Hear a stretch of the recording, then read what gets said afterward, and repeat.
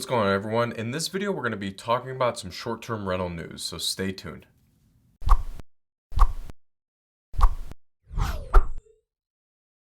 Welcome back, everyone. So if you guys don't know, I recently became a Bigger Pockets writer for their short-term rental content. And my goal from now on is every Wednesday I want to be talking about short-term rental news, just stuff that's happening in the market, stuff that's happening, just that's happened this week. And we'll be dissecting different short-term rental blog posts, news articles, everything. So for this week, what I want to talk about is actually one of the very first short-term rental articles that I wrote for Bigger Pockets. So this is one of the very first articles I wrote for Bigger Pockets, and the title of it is "Are Short-Term Rentals Still Profitable with Rising Interest Rates?" And I wrote this June 1st, 2021, so it's been a couple months now. But it's still prevalent today. I wrote this as the interest rates were going up, and yeah, it was just something. I think 30 or 40,000 people read this exact article. So I was very happy with how it did. But just wanted to talk about some of the things that I talked about here. So here it says, according to AirDNA's 2022 Vacation Rental Outlook report, the pandemic accelerated short-term rentals into the mainstream. Demand is already 10% higher than it was prior to the pandemic or during the pandemic. The industry is generating 40% more revenue with 10% fewer listings. As more investors add supply to capture the growing demand of the industry, it will evolve and adapt to changing consumer trends. Expect to see more unique properties off the beaten path locations, providing one-of-a-kind experiences that will accommodate guests seeking an alternative to traditional lodging. And I've been saying this for the last couple of years, that people are looking for properties where the property itself is an experience. I say Instagrammable properties. I've said that over and over again. But according to this graph, the average revenue for short-term rentals is climbing higher and higher, while the projection shows revenue evening out and moving into a slight decline. It's still higher than what it was in years past. You can see that here, right here.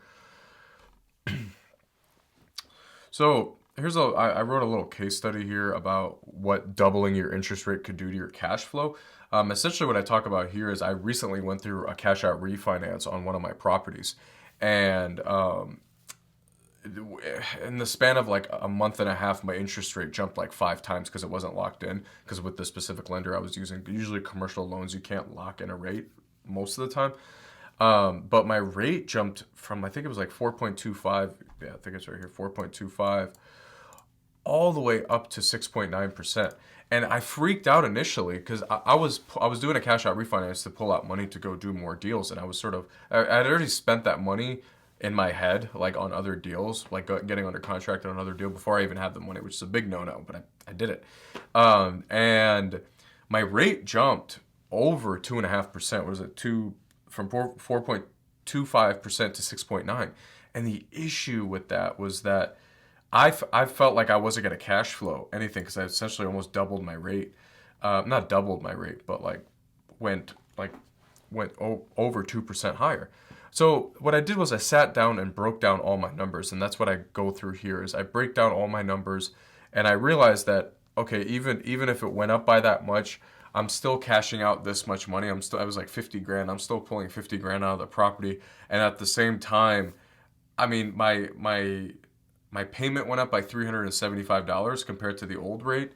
But at the end of the day, that $50,000 that I put into a different deal was going to make me way more than $375 that I'm paying extra on the mortgage. So unfortunately, yeah, that happened. But the moral of the story there is you need to sit down with your numbers, even if you feel like interest rates are crazy high right now. Sit down with the numbers, do your projections, and see if the short-term rental is even worth investing in.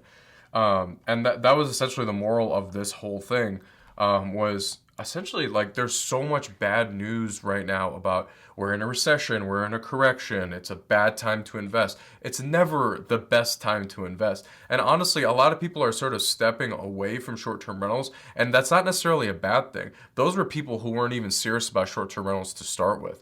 So again, the moral of the story here is just because interest rates are higher right now, that doesn't mean that you should be completely pushing investing real estate, anything off to the side. Sit down with your numbers, figure out what your current interest rates are where you are, and the numbers could still make sense. Like with my deal, it still made sense. So hopefully you guys have enjoyed this video. This has been the Wednesday news video. Again, I'm going to be doing more and more of these every Wednesday, talking about different news things that happen in the short-term rental markets, whether it be my content that I've pushed out or other companies' content.